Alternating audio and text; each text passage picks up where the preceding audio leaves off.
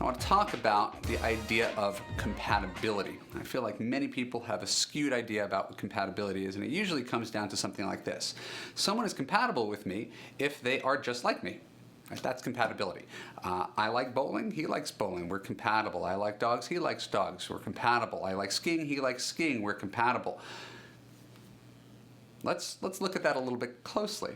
Do you think for a half a second that two people who like skiing are going to be more happily married? They'll be able to share skiing, but unless you are spending all of your time on a ski slope, most of your marriage is when you're not skiing. And we could say the same thing about anything. People talk about sex and how important it is. Well, what percentage of your marriage are you actually having sex? A very tiny percentage of the marriage is having sex.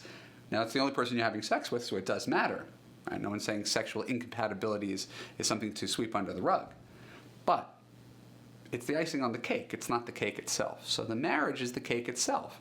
The fact that someone shares common interests with you is just a bonus, right? If anything, you're really hoping that someone puts up with the fact that you have different common interests. And that's often hard to hear, especially for people who are very passionate about something. Now, you don't understand.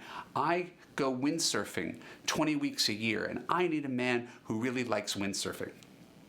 That's fine, but what percentage of men, do the math, what percentage of men like windsurfing enough to go 20 weeks a year? You've just all but destroyed your dating pool if you think he has to share that common interest with you.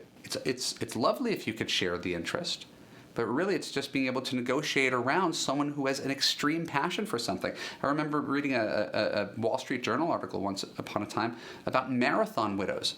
They marry these men, these alpha ambitious men, and they run big successful companies, and then they run marathons and triathlons as well. So what happens with that guy?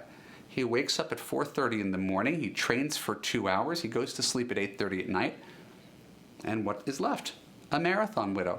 A woman who has the trappings of a husband, but she doesn't get to spend any time with him. Right? So I guess we could say if she also liked marathons, she would spend time with him. Maybe that would be a healthier relationship. But it's really actually quite an extreme thing. Unless you're really on the extremes of anything, you don't need someone to be just like you. You need someone who can tolerate you. Right? And that's something that we don't spend too much time thinking about, that someone just has to tolerate us, not just be just like us. Right? Men, I think, have it figured out better. I don't know any guy who's like, I really need my girlfriend to be into fantasy football. Like, she's got to be into fantasy football, otherwise we got nothing to talk about. I just don't see men operating in the exact same way. It's, you could do your thing and I got my thing. If you let me watch my football, then you can go whatever you do with your friends. It's fine. And it's separation of powers. Sometimes when people are challenged by this, I encourage you to think about the people that you have had the most in common with. I did this with a client. I said, common interests are like the last piece. Everybody's looking for, they go online and look for people who have the same interests. Oh, I like horses. He likes horses. Right? I say it's the last piece. It's not the first piece. It's not the thing that's going to keep you together for 4 years. Right? It's communication, kindness, consistency, commitment.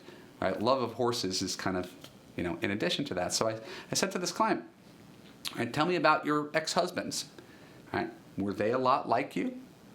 Right? And she said, oh my God, they were. They were picture perfect for me. That's why I fell in love with them. And they were just like me. Right? But one of them was a cheater, and one of them was like a slacker moocher who couldn't hold down a job. So even though that they were completely identical, their relationships were disasters because of their larger character flaws. So I'm not denying the appeal of finding someone who gets you in that unique way and shares some of the interests that you share, but please put it at the end of your priorities list, not the beginning of your priorities list, because ultimately it's not what's going to keep you together for 40 years. My name is Evan Mark Katz. I am your dating coach for smart, strong, successful women. I thank you for subscribing to my channel. If you haven't done so yet, click on the subscribe button. Furthermore, follow me on Facebook, follow me on Twitter. I give lots of free advice there. Sign up for my mailing list at www.evanmarkkatz.com. I will email you free dating and relationship advice twice a week forever. And beneath this video, there's some text with some links, special reports, special videos that you can't get here that are going to help you understand men and find love. Thank you for being part of my community. I love you and I appreciate you, and I will see you in my next video.